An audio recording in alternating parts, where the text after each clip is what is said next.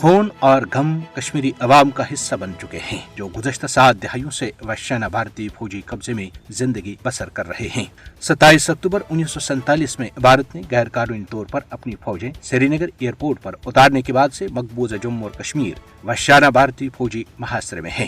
10 لاکھ سے زائد بھارتی فوجی اہل کشمیر کو وحشیانہ طریقے سے دبانے کے لیے مقبوضہ جموں اور کشمیر میں تعینات ہیں۔ 5 اگست 2019 میں مقبوضہ جموں اور کشمیر کی خصوصی ریاست کی منسوخی کے بعد سے بھارت نے کشمیری عوام کے خلاف کریک ڈاؤن میں خوفناک اضافہ کیا ہے۔ بھارتی فوجوں نے ہر قسم کے وحشیانہ ہتھ کنڈوں کا سہارا لے کر مقبوضہ جموں اور کشمیر کو اس کے باشندوں کے لیے جہنم میں تبدیل کیا ہے۔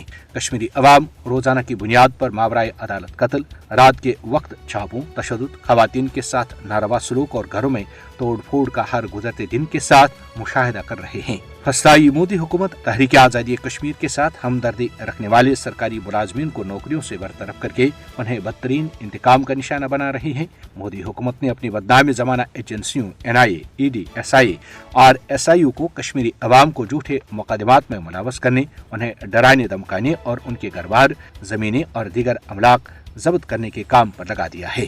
کشمیری عوام کو اپنی ہی سرزمین پر نوکریوں، اراضیوں، مکانوں سے محروم کیا جا رہا ہے اور یہ وہی پالیسی ہے جو ظالم و جابر اسرائیل نے مقبوضہ فلسطین میں اپنا رکھی ہے۔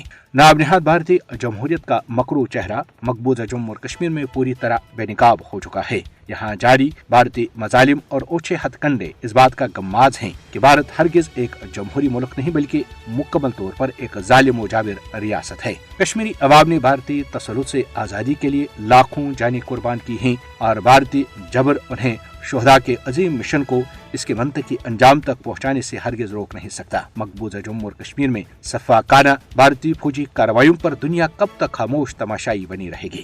وحشیانہ بھارتی فوجی بربریت سے کشمیری عوام کی آزادی کی پکار کو خاموش نہیں کیا جا سکتا۔ یہ مقبوضہ جموں اور کشمیر میں اذیت کی نہ ختم ہونے والی کہانیوں کو اجاگر کرنے کا صحیح اور بہترین وقت ہے۔